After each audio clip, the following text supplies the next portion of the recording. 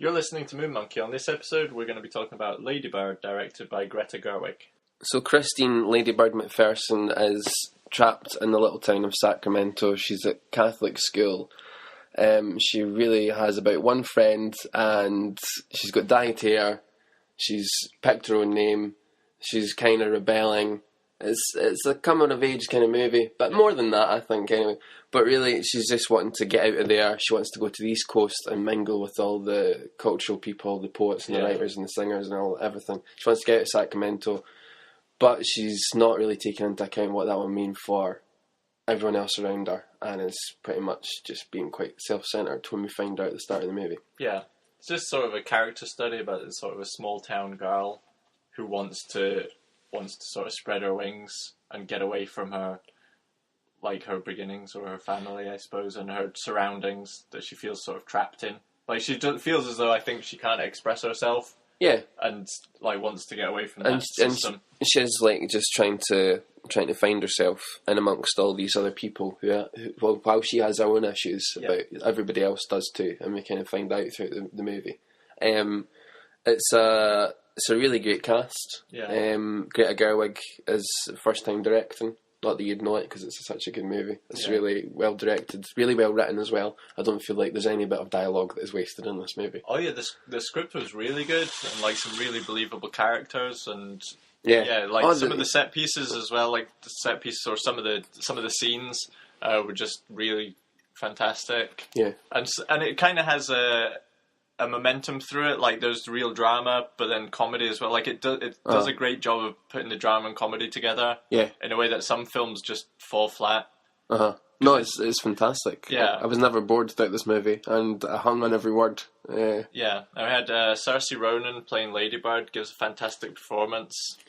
Really gets down the mannerisms, and the character's very consistent all the way through. Yeah. You really feel that she's sort of going through this teenage angst. Yeah, she really captures the feeling of teenage rebellion. And sort of confusion as well, because you're not 100% aware why she just seems to feel really like she has to get out. It's just like being a teenager, isn't it?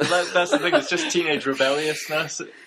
It's not sort of... Because, see, I knew nothing about this film going in. So I kind of dragged you to it. So all the way through, I was sort of expecting, something really tragic's going to happen. But it's just these sort of small, minor annoyances that's getting to her. Because the whole thing about it being a Catholic school, you think all the Catholic scandals and things that go on. But it's sort of that's not really what the film's going for. I heard that Greta Gerwig said this is not sort of an autobiographical story, but it's from Sacramento. But she said it's based on things which have some truth to her. So it's not exactly point for point these things happen to her, but she's saying similar things have maybe happened to people around her. So it's based on things she's heard about or knows about in her life. I think getting back to the cast, Laura Metcalf, who plays Mary and her mum, is whenever they're in a scene together, they're really amazing together. Yeah. You feel like there is that parental kind of clash. Yeah, with the teenager. Because it built her character up so well as well, and you could you felt sympathy for her mum, who's working double shifts to try and put her through this better school so she can get a better university place. But you've also got the sympathy for Lady Bird, who just wants her mum to say you look nice, or you're doing fine, or whatever. Yeah, it's always everything's a criticism of Lady Bird. Again, it's her mum's trying her best to bring her up and raise her. Yeah. And but they both seem to be on different wavelengths sometimes, not giving each other what they're looking for. And it's just got a lot more going on with the family dynamic, where dad and our brother and his girlfriend are staying there. Which is quite funny, some of that stuff too. Our dad's really good as well. Tracy Letts playing Larry, whenever the dad's in the scene, and you find out later on he's got his own issues as well. Yeah. Not just money issues, but he's got depression as well. And everybody's got their own issues, which I liked about it too. Every character has something going on, they've got something to deal with. It's not just Lady Bird's world. Yeah. And she eventually finds out that everybody is struggling with their own reasons as well. It's not just her struggling with the fact that she doesn't like her name, and she wants to leave Sacramento. She sees it from everybody else. In the end, she kind of sees it from everybody else's angle. Yeah, everyone had sort of an issue to deal with, and that was the nice thing about the film, that it introduced so many little subplots, but they didn't distract from her story. Yeah, they were just kind of there. And again, they just built up such a realistic portrait. It didn't feel as though the film was sort of pushing a particular message. It felt as though they just created these real characters and were letting them interact with each other and see what happens. Beanie Feldstein plays her friend Julie, who's amazing in this movie. Yeah. I think she was fantastic. And you find out what she's going through as well. But I think like their dynamic as well, like when there's like that trope of like a teenage movie when she like dumps her best friend to go and be with all the cool kids. Yeah. Her kind of view, like they're the cool people, and she leaves Julie. Yeah. Which is quite a sad moment, and you're like, oh, I don't do it.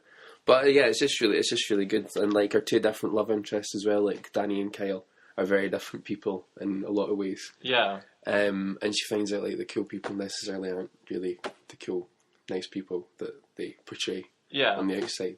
And she's also like another kind of trope is like, oh, I'm ashamed of where I stay, telling them I stay in a different house and everything. And they go and turn up, and she's not there. It's some little old lady, and stuff like that.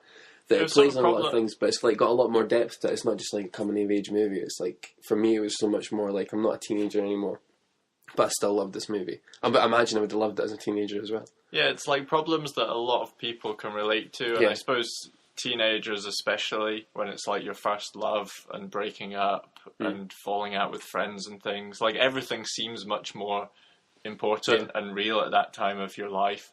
And it, like you say, it is a coming of age movie, so sort of but more than a coming of age movie. I think it's like, it's not just like one of those little kind of teen movies. It's much like, it's got so much more depth to it and so much more in there. I think the thing that the movie didn't pander to its audience, and it didn't get overly sentimental with it. That's what I think. Yeah, where I would agree with you.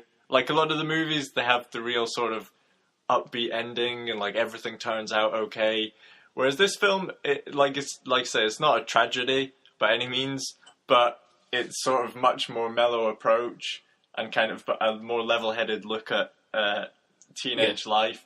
Like, it's not built to tug at your heartstrings. It's played realistically, and it's not melodramatic.